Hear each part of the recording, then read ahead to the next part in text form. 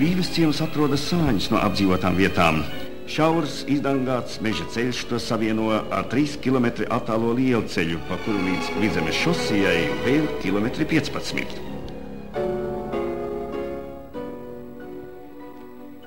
Ciems minēts jau 17. gadsimta arhīvu dokumentos.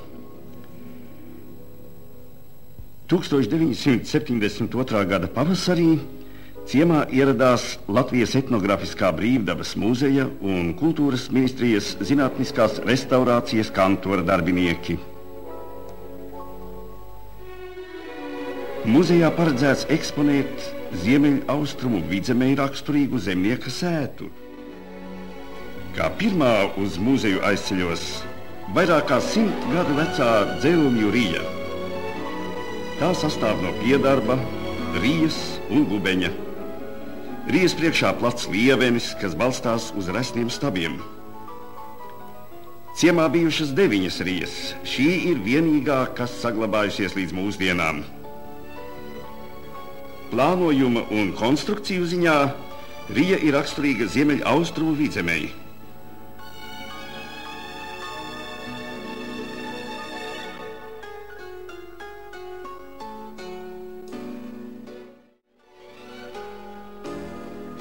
Ciema ēkas būvētas Gaujas kreisā krasta meža ielokā pāris kilometru garā joslā.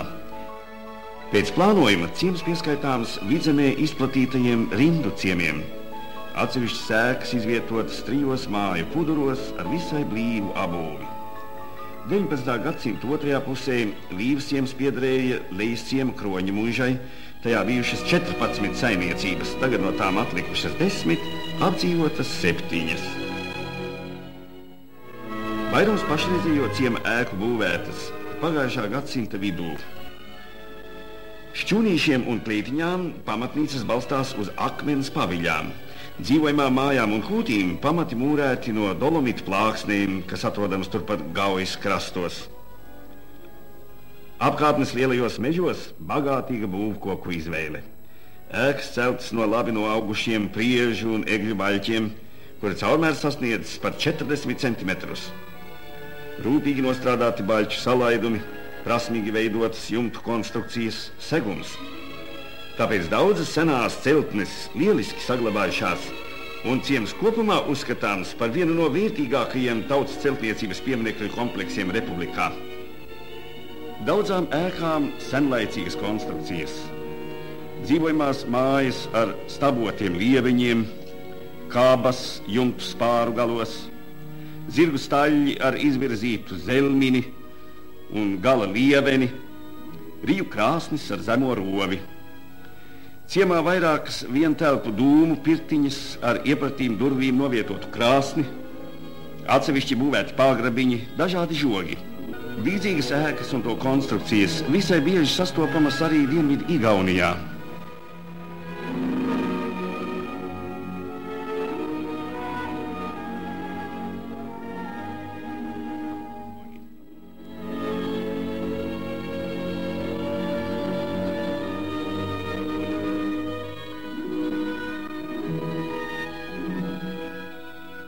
Iedzīvotāju skaits ciemā nepārsniedz 20. Vairums gados vecāki ļaudis. Dzīvei te nesteidzīgs ritms. Daudz darbi tiek veikti tāpat, kā pirms daudziem gadu desmitiem. Pie apmeklētājiem te jau pieraduši. Ciemā daudzkārt iegriezušies cilvēki no Rīgas, arī no Igaunijas un Maskavas. Vienus interesējuši vecāko ļaužu izteicieni, upju, ezeru, pļavu, arī darba rīku un iedzīves priekšmetu nosaukumi. Citus atkal celtņu vecums, izveidojums un pielietojums, zvejas rīki, rati un ragavas. Jautājuši, kā senāk rīkotas talkas un veikti visādi darbi, kas ēsts, kas mugurā vilkts. Daudz fotografēts, mērīts, zīmēts, taujāts un pierakstīts. Uz Igauniju aizvesti dažādi vectēvu darināti priekšmeti.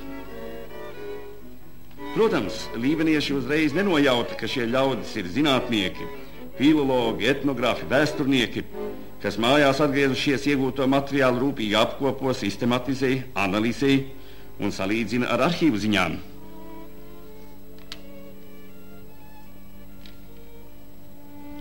Vislielāko uzmanību ciemam veltījuši somu ugru valodu pētnieki.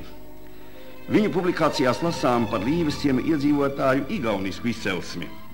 Ar viņiem vienas prātis ir daļa etnogrāfu, kamēr citi akcentē lībiskās iezīmes. Vizuālie vērojumi ciemā liecina par līdzību ar Dienvidu Igauniju, tomēr skaidru atbildi par līveniešu etnisko cilmi varēs gūt vienīgi tad, ja arhīvu materiālos atradīs ziņas par igauņu, lībiešu vai varbūt pat citu sveštautiešu ienākšanu un dzīvi šajā apvidū. Kamēr tādu nav, varam runāt par rietumu somu kultūras iezīmēm, kas atspoguļojas ciema iedzīvotāju materiālajā kultūrā.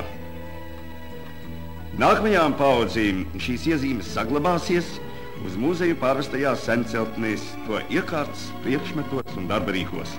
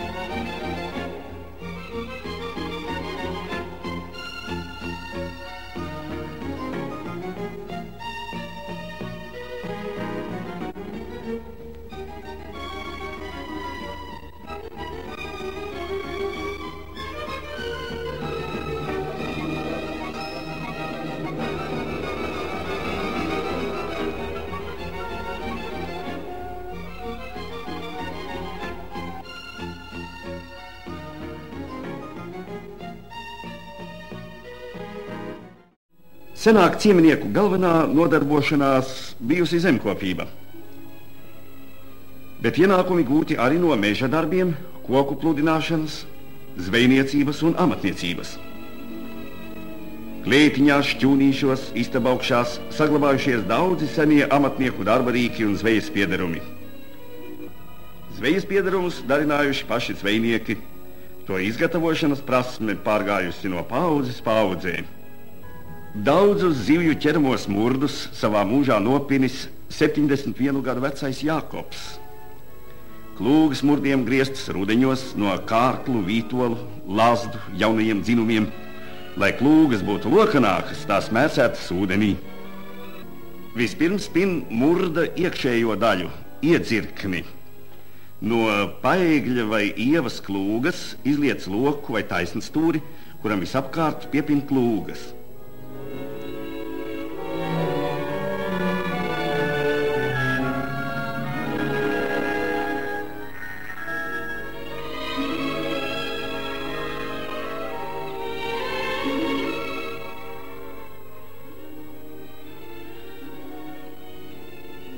Klūgas 5 vietās sapin ar tievākām plūdziņām vai saknītēm, lai iedzirknim piešķirtu konusa formu.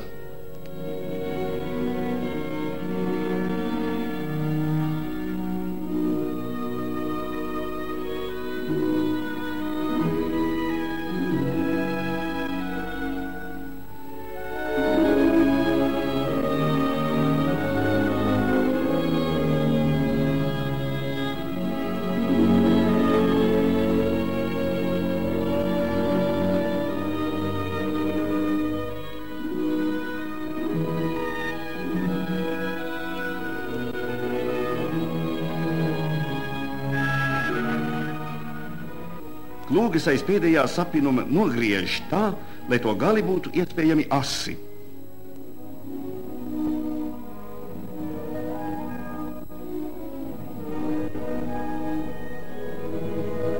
Kad iedzirknis gatavs, tam pie pirmās sapinuma klūdziņas piepina murda ārējās daļas, apvalka klūgas. Tālāk rīkojas tāpat, kā pinot iedzirkni.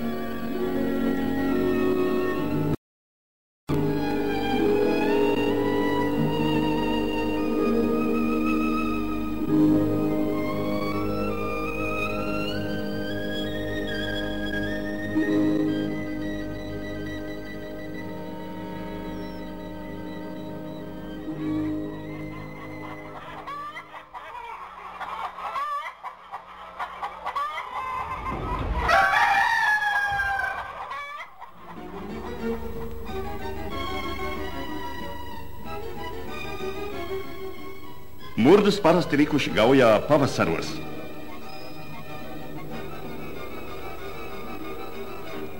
Zvejai ar murdiem taisīja tačus, aizsprostus, no trīkājiem vai no upes gultnē sadzītiem mietiņiem, to starpus aizblīvējot ar zariem un skujām.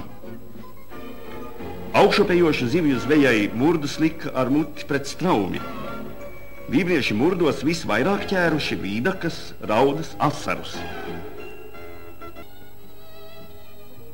Daudz vērtīgu ziņu sirmais vīrs pastāstīja par koka apstrādi Līves ciemā.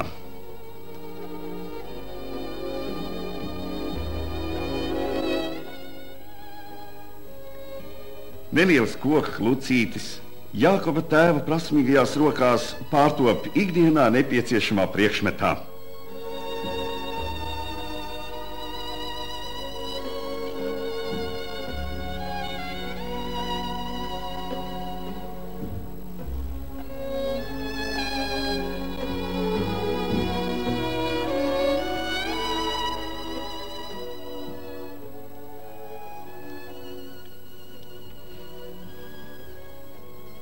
Karotes izgatavošanai vispiemērotākais ir bērs vai kļava. Darbs jāsāk, kamēr koks vēl nav izžuvis.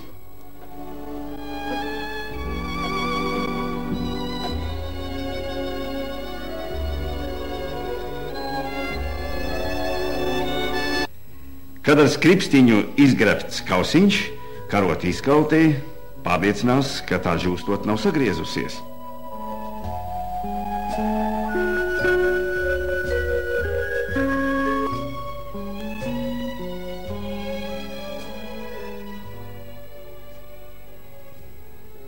Ar stikla lausku nogludina karotes kātu un kausiņa ārpusi, ar sabērstām ķieģeļu drumslām izberž gludu kausiņa iekšpusi.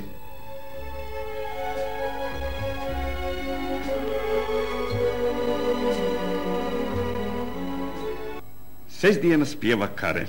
Var likties, ka mazo ēciņu piemeklējusi uguns nelaime.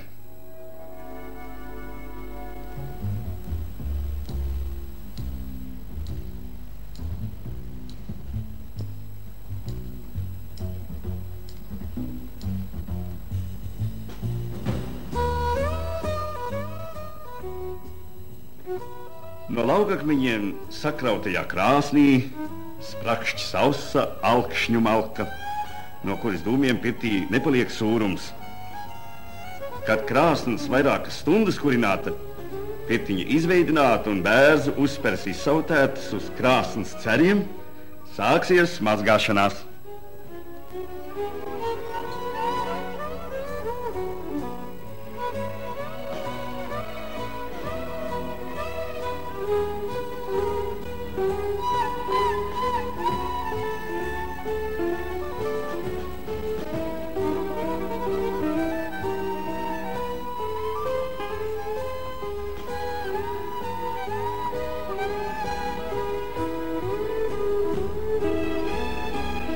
Dzelnēs pastrādāts godam, senā rija uzmērīta, baļķi sandumurēti, tagad tā izjaukta un drīz aizceļos uz Rīgu.